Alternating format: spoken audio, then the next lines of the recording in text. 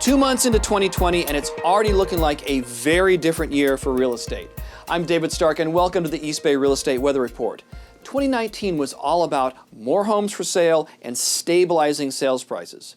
So far, there have been fewer homes for sale and prices are rising in 2020, and the pace of home sales is picking up as well. We'll start the weather report with the communities along the 880 corridor. Significantly fewer homes for sale everywhere on 880. Alameda with only 13. Berkeley had 28. Fremont 73. Hayward 54. San Leandro and Union City only 11 each. With fewer homes for sale, prices were flat or up.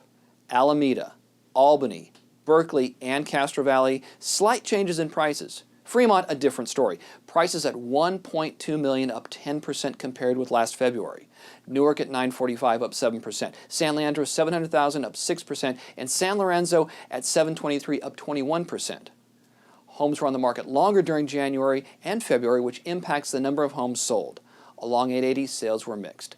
Alameda and Berkeley, fewer homes sold. Castro Valley and Fremont, sales up slightly. The big changes were in Oakland, 99 sold, which is a 24% drop from last February. San Leandro, only 18 sold, down more than 50%. Next up is West Contra Costa County, where conditions were similar. Homes for sale dropped everywhere. El Sobrante had 7, Hercules 17, Richmond 50, down 42% from last February, San Pablo only 9. The impact on sales prices was mixed. El Sobrante at 510, up 8%. Hercules 665, up 4%. In Pinole, prices down to 565, a 14% drop from last year. Richmond 540, up 5%. Homes sold during February was mostly strong. Hercules had 19 sold, Richmond 45. We'll move next door over to Central Contra Costa County. Big drop in the number of homes for sale. Clayton 9, Concord 52, Martinez 28, and Walnut Creek down to 47. Sales prices mostly up. Clayton to 960, up 21%. Concord 660, Martinez 628, Pleasant Hill the exception at 747, down 8%. Walnut Creek tops 1.2 million, up 10%.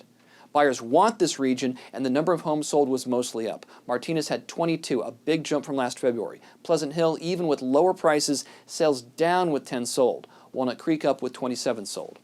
There's always something interesting happening in LAMORINDA real estate.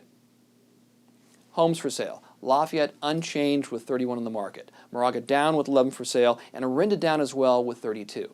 Sales prices, the percentage change may seem small, but in real dollars, it's a lot. Lafayette down 3% to $1.66 million. Moraga down to $1.33, and Orinda down 5% to $1.48. Homes sold mixed. Lafayette, no change. Moraga up 2, Orinda down 2 homes at 11 sold. Tri-Valley was all about limited inventory and rising prices.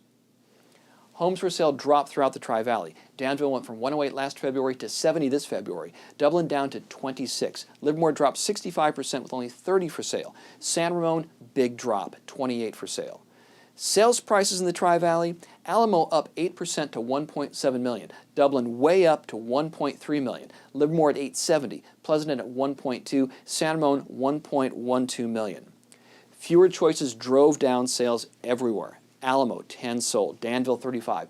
Dublin with 23. Livermore 47. Pleasanton 24. San Ramon 25. We'll finish up in the Delta, where conditions were the same and different compared with the rest of the East Bay.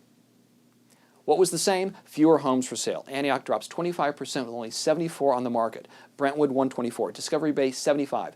Big drops in Oakley 48 and Pittsburgh 46. The impact on prices was mixed. Antioch up 3% to 465. Brentwood and Discovery Bay both down, 606 and 565. Oakley up to 500,000 and Pittsburgh up at 440. Homes sold also mixed.